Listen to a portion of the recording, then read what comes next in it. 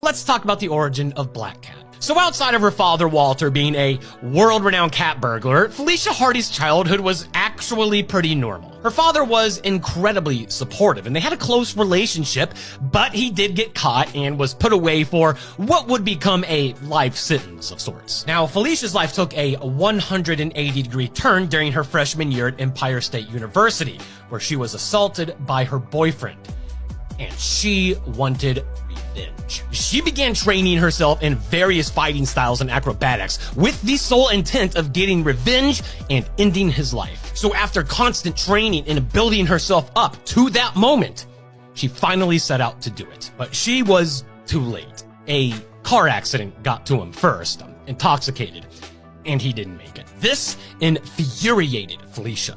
To her, she was denied the chance to steal the life of the person who had stolen hers. And in this anger came the idea to follow in her father's footsteps as a thief. So she did, and she collected a fortune of stolen items. But there was something else that was heavier on her heart. Her father had become terminally ill while in prison, and she wanted to break him out so he wouldn't spend his final moments alone. So she adopted the Black Cat persona and began putting the plans in place. This is when Spider-Man really came into the picture and confronted her. And she would just toy with him before always escaping. But ultimately, Spider-Man did pick up on her plan. He tried to stop the plan, but couldn't.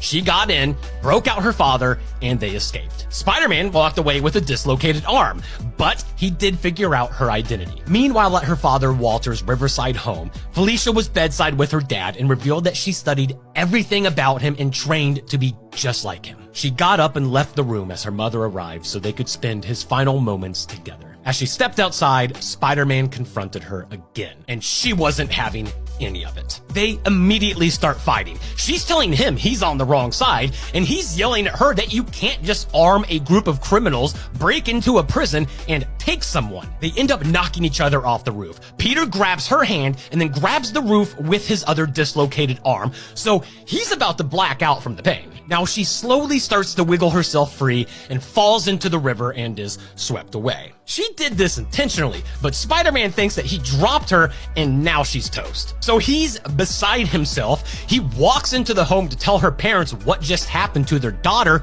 only to discover her mother mourning over her father, who had just passed away. Now, Felicia ended up reunited with her mother, but Spider-Man had no idea she was alive until she broke into a museum to steal artifacts and schooled him all over again.